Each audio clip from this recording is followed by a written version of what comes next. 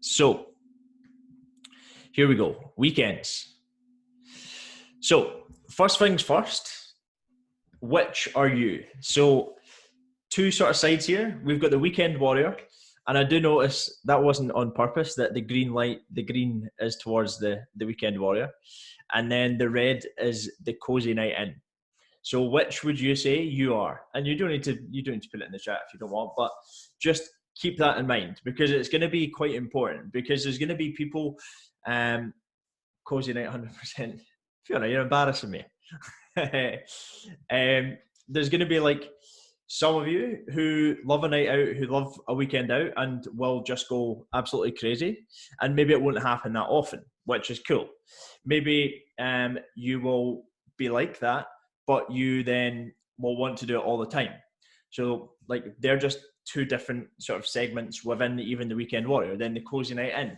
So that might be someone who would rather sit in than go out. That might be someone who doesn't go out much, things like that.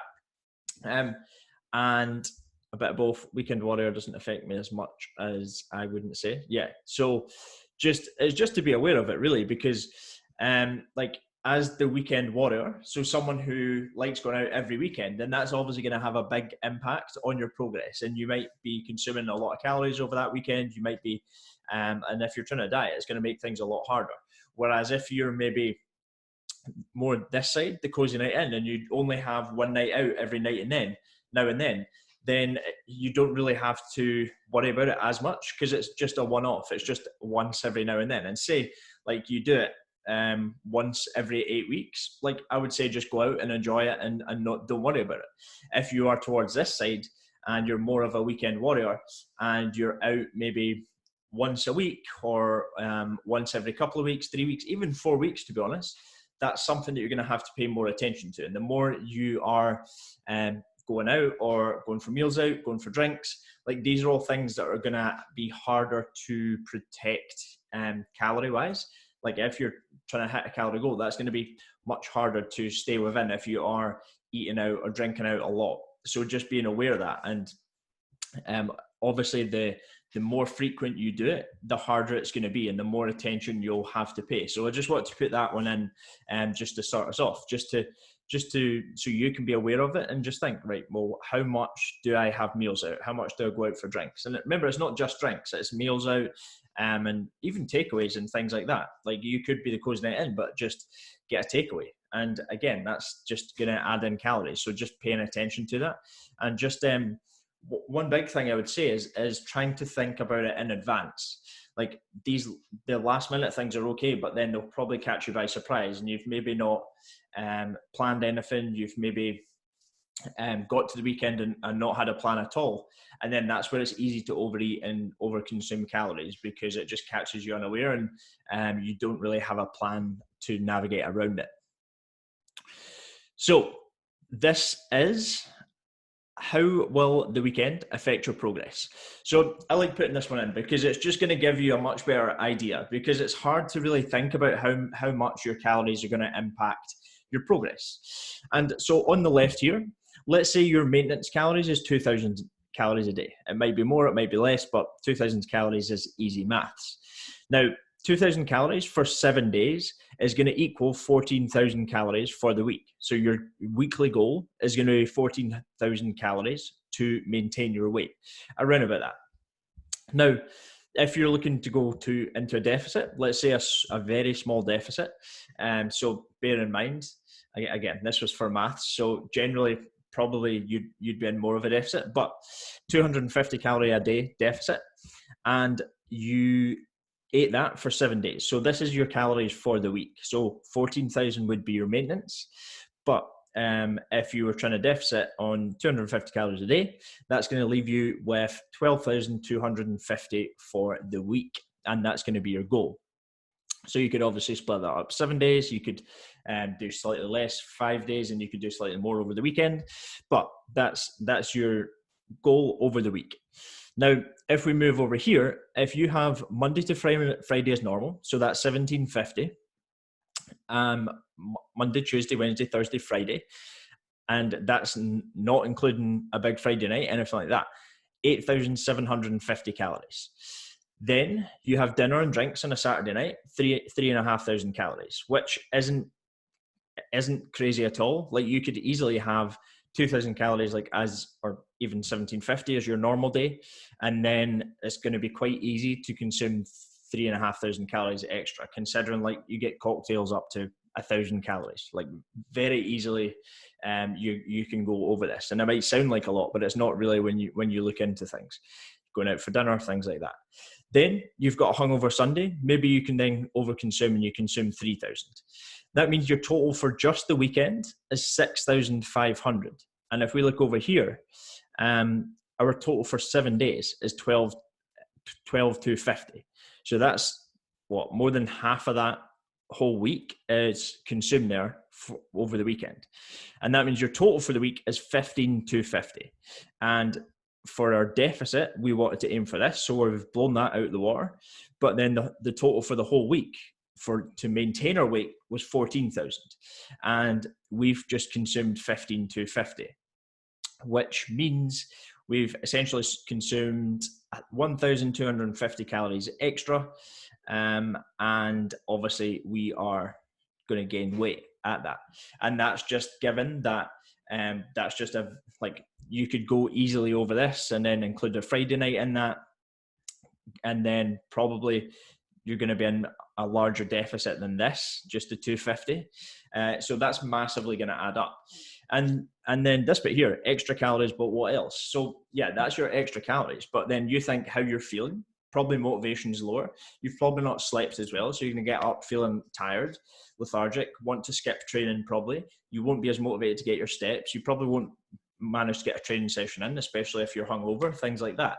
And then it's not just the impact of that day or two, it's the sort of effect that has ongoing on the rest of the weekend, even on Monday, Tuesday, Wednesday. Like I get the fear very bad, and it'll knock me for Monday, Tuesday, Wednesday, probably that whole week. And that's just like from a mindset perspective as well. Like you don't feel as good, and you feel like walking off a pier, to be honest, if you're anything like me. Team fear, yeah, it's not a good team to have. It's not a good team to be in. I'm very. I was going to say I'm good with the fear. Like I'm good as in I get it bad. Fiona, I'll tell you. So, Finley's horrendous. Yeah, thanks, Fiona. So, the fuck yes principle. So, this is just something that you can bear in mind. And if you've got something coming up at the weekend, this is something you can ask yourself. And I can't remember where it's from actually, but is it a yes or is it a fuck yes? So if you look through these questions on the right, these are just things that now you can now think about. If someone asks you to do something and you are trying to be maybe a little bit stricter, you know that you're trying to lose some body fat, you know that's a priority for you, you know why you want to achieve it. But a lot of people will just say yes, probably because they just feel bad for letting down that person and they just don't like saying no. So what I want you to think about is, number one, is it a yes or is it a fuck yes? Like, are you just saying yes to make them happy, or is it something that you really want to do? And as soon as they ask you, you're like, yeah, I really want to do that. Or is it just something like, yeah, maybe. And if you say maybe, like that's the worst thing to say. Either say yes or try and say no. Because as soon as you say maybe, you're going to be more inclined to say yes. Whereas if you say, oh, probably not, I think I've got something on, maybe I'll check, that's probably an easy out for you. But is it a yes or is it a fuck yes? Is it an occasion? So is it something that's like a wedding, a birthday, something like that, that's an actual event? Or is it just like a couple of your mates are like, oh, let's go out because we're bored? Because like, yeah, that, not saying that's bad, but if you're doing that all the time, then that is going to add up massively. Who's it with? So like, what type of people is it? Is it people that you know are going to go absolutely cray-cray? Or is it like librarians who'll just sit there and sip a cup of tea maybe? Do I need to go? Do I want to go? So like asking yourself these things, do you really need to go? Do you even want to go? Like it's very easy to just be, yeah, I'll come and join you, got nothing else on. But just being clear on that. What are your goals? So what are your goals and how strict do you need to be? Like if you think, oh, well, it's just a little bit of weight loss, I'm just trying to lose a bit of body fat, like you're probably like, yeah, I'll come and do it. Whereas if you link that to, well, I'm trying to lose body fat because I want to fit in this dress, or I want to go on holiday and feel the best I ever have, like that's much more powerful. That's a much greater meaning that you're now working towards. So thinking about that, and then how strict do you need to be, as in how much progress, like have you got a set time frame? So if you're going on holiday, as an example, that's one that people generally feel very, very motivated for, because there's a set date, there's a set end time, and they know, they're like, right, I've got 8 weeks, I'm going to do everything I can. I've got 10 weeks, I've got 12 weeks, whatever time frame it is. Same as a wedding. Like if you're getting married, then you're not going to be saying yes to a night out every now and then, probably. If you do have like goals of looking your absolute best on that day. And it's just now thinking, well, how strict do I need to be? Like how much room have I got? How much leeway have I got? So just like, again, it's not like you now have to do this all the time, but at points where you're maybe trying to focus on it a little bit more. And we talked about balance the other week, and how like if you're trying to push your maybe health, fitness, body goals to lose body fat and look your very best, and depending on how lean you're looking to be, you might have to be that little bit stricter and saying no. And saying no is okay. It's not a bad thing, but just understanding that you don't have to say yes to anything. If it's not an occasion, if it's people you're maybe don't really want to go with, if you don't really need to go, then it might be something they're just like, nah, maybe not, I'll catch you another point. And that's not a bad thing. You just need to be aware of that and just don't feel guilty for saying no. So this is now going on to a few tactics that you can use to maybe almost like damage limitation, and minimize the damage that you're going to do. So can you burn more calories? So this is going to be, again, through planning, because if this is just coming up last minute and you're just saying yes, then it's going to be much harder. But thinking about, can you get extra steps through the week? Like, although it's not going to make a massive difference, it's still going to make a little bit of a difference. And like, yeah, adding 2,000 steps a day isn't going to mean you can eat an extra 2,000 calories, even 1,000 calories, probably even 500 calories. But it's just going to add a little bit extra, and probably even make you feel a little bit better, because you're going to be like, yeah, I've done a few steps, so maybe I'll have that, or whatever it might be. Getting out for an extra walk during the day. So that's the day that it is. So let's say you're going out for drinks, going out for dinner, whatever it might be, on a Saturday.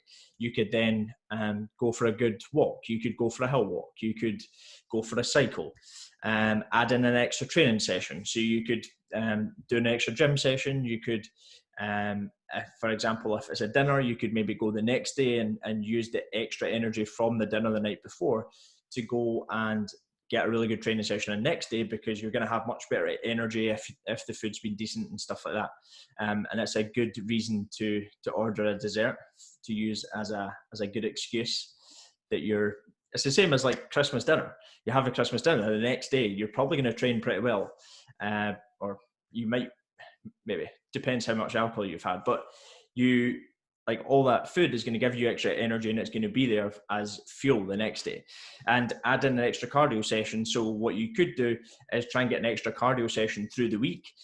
So whether it's whatever it might be, like you could go to the gym and do a cross trainer or a row, or you could do a conditioning session or some sort of HIIT session, or just plain cardio, like running, cycling, whatever it might be. But that's just going to mean that you're burning slightly more calories, and it's not going to be anything crazy. It's not going to off-put the night out or a big meal out, but it's just going to help you burn a few more calories. So you're essentially minimizing the damage from whatever it is.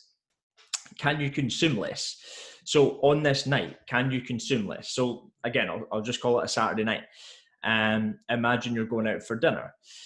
Things that you could do through the week, or even at that point, to consume less calories. You could reduce your calories throughout the week. So depending on how many calories you are on, obviously the higher number of calories you're on, the easier it's going to be to include these things. But if you are on, let's say, let's go for 1750 calories, like the one a few slides ago.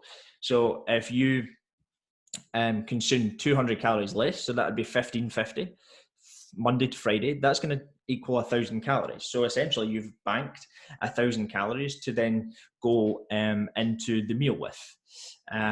You could then maybe just be like, 100 each day. So that's going to be 500 calories by the end of the week. So you're going to be consuming 1,650 throughout the week. And it's just like little tips and tricks like that don't seem like much, but they make a massive difference, because you can see there 200 calories is going to be, for Monday to Friday, is going to be 1,000 calories saved. And that's going to make a big difference. That's like a good amount of food.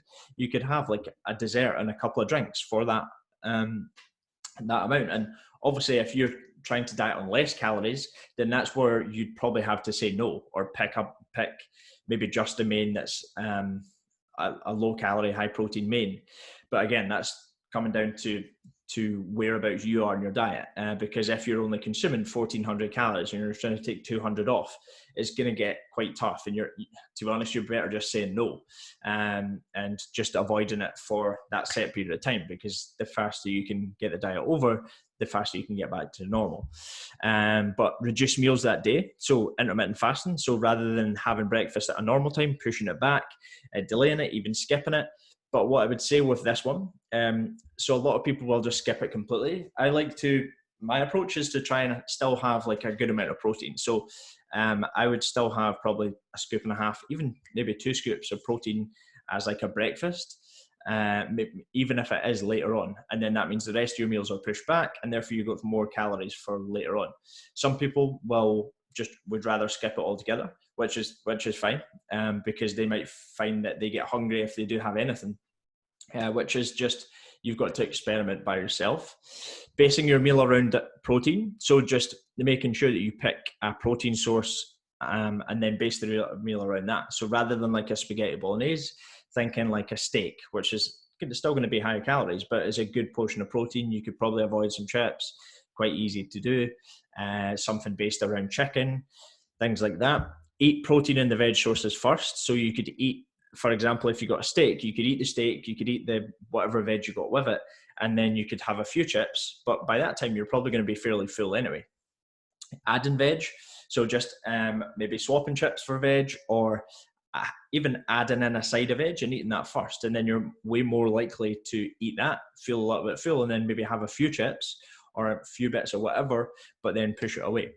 Having a starter and main. So rather than having 3 courses, rather than having a main and a dessert, just having a starter and a main, or even limiting it to 2 courses rather than 3. Like even that's going to save you probably minimum 500 calories if you're eating out. Picking someone you're no calories, and so just again, that's going to be planning. Maybe you could research a little bit. Places like Nando's and stuff like that will have calories there, same as Spoons. And then drinking water. So just make sure that you're drinking plenty of water, that you are staying hydrated, because that's going to help you feel full as well. But that's just like some tactics that you can use to consume less calories at dinner, and be like this guy with a bit of lettuce and a cherry tomato.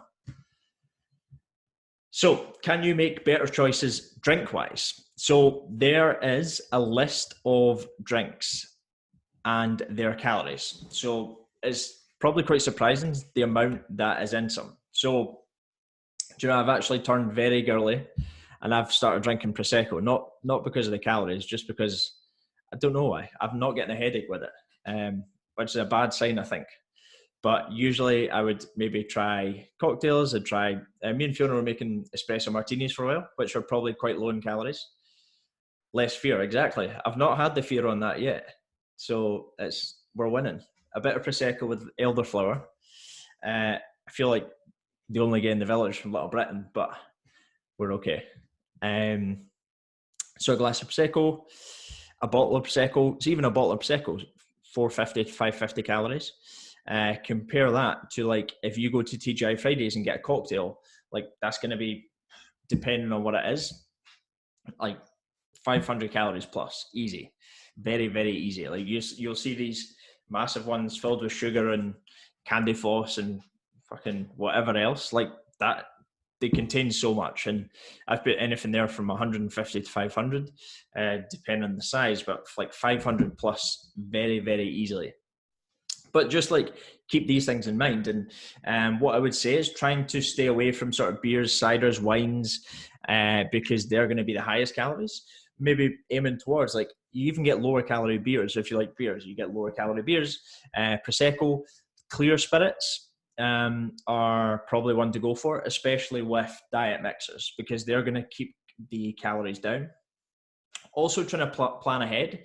So it's not like if you've got a night out once every 12 weeks, you're going to sit there and track your calories for it. Because to be honest, if you're going to have a night out and you're tracking your calories for it, then I would say don't bother going. But that's my opinion. Like, you could quite easily do that. But something that you could do is even think about, right, well, how many calories is in a glass of wine? And how many glasses can I have? And that's going to be, you could be like, right, well, if I have maybe a small glass or 5 small glasses, that's going to be 1,000 calories. And just like even that, having that in your head, and you could be like, well, cool, that's around about 1,000 calories. And even just having like some sort of vague idea will probably help. Again, water. I'm sure your parents have told you thousands of times, hydrate, drink a glass of water between drinks. No one ever does it, but I'll put that in because it probably will help. And as well, just understanding that the night out is fine. Like, you can have a night out every now and then, but thinking about the impact it's going to have not only on that night, but then no one's going to finish a night out and want a tuna salad. Probably you're going to go for the nearest takeaway. And then the next day, you're not going to feel as well. You're tired, you're lethargic, you can't be bothered doing anything. You won't sleep well. You've got the fear for weeks on end, like housebound, don't want to see anyone, like all that stuff. Which is totally fine if it's now and then. But if you are more of the weekend warrior, then it's just something to consider. And as chances are, it will slow down your progress massively. And so just keeping that in mind. And as well, remember that it's probably not going to be the night out, but it's going to be the way that you feel after. And the main thing is just being able to get back on track, because it's very easy to then, you're supposed to train on Monday, skip it because you got the fear. You're supposed to go on Tuesday, you see someone in the gym that you saw at the weekend, and then you're walking out, and it's easy to just skip it. So think about like getting back on track as soon as you can, because the first session's hard, like probably sweat loads, you'll feel like shit, but as soon as that's done, like that's you then getting back to normal. And I always think that I don't feel normal until I get a training session done after the night out, because I just don't. I don't know why. Don't know why, to be honest. Can you make better choices? So basing your meal around a protein source, having a starter and a main.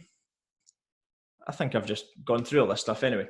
Drink water, eating protein and veg first, going somewhere that you know the calories. That's a really good one, because if you can both go somewhere you know calories and look at the menu beforehand, you can then have a much better idea and a much better gauge of whereabouts you're at, what you've had.